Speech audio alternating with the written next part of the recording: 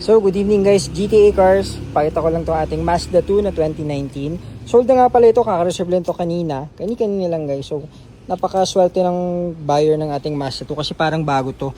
Tinakbo nito guys is 40,000 lang.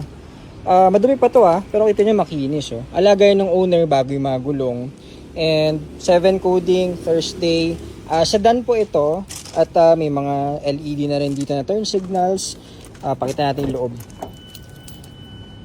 So, madumi lang guys, pero fabric seats, kita nyo ang ganda ng mga design niya. Tapos, walang any scratch sa dashboard. So, parang bago talaga. Except sa madumi lang. Ayun, makinis lahat. Yung cambio niya, kita nyo naman, walang any scratches or mga bakbak dyan. Yung tela, maayos lahat. Tapos pala, ito lang ang manual guys na mabibili nyo na push start. So, dalawang original na susi. Dahil nga alaga to ng owner, meron pati yung code dito sa susi niya, sa casa code, booklet, manual, kompleto yan, tools and spare tire nasa likod. So ayun, push start, manual to pero push start, clutch nyo lang, tapos one click, napakatahimik ng engine, lamig ng aircon. So hindi lang siya touchscreen kasi nga manual, pero di ba push start, hazard. Tsaka isa pang nagustuhan ko dito, yung sound system niya. Alam niyo naman yung Mazda, yung mga top of the line yan. Mga Bose yung sound system niya, yung aming mga Mazda 3. So, kahit ito manual, napakaganda ng sound system niya. Ayan, 40,000 kilometers. Dashboard niya napakalinis. Very, parang ano yung Mazda, yung minimalist lang sila. Ganda. Airbag, driver, passenger. May mga controls na rin dito sa sa phone, volume. Kahit pala hindi touchscreen, may Bluetooth yan guys. So, ito is soft touch. Ganda. Tapos ang cambio niya, isa pang maganda dito, hindi siya yung normal na, yung maalog. So, very ano siya yung parang short shifter.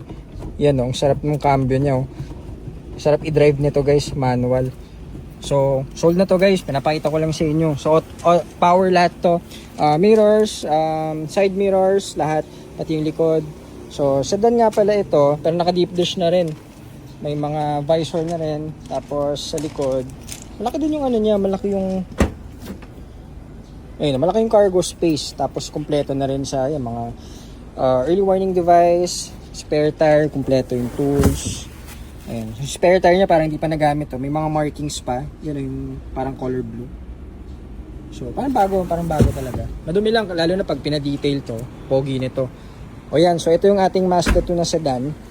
Sold na to guys, so abang na lang ulit tayo. Meron pa tayong Mazda 3 ando sa paint shop so abangan nyo yun, automatic naman yun. 2016 nata yun kung di ako nagkakamali. Ito kasi 2019. So Sky Active, ang isa ditong maganda is napakatipid din sa gas. And yun, so sold na to guys. Abangan nyo yung Mazda 3 natin, color gray yun.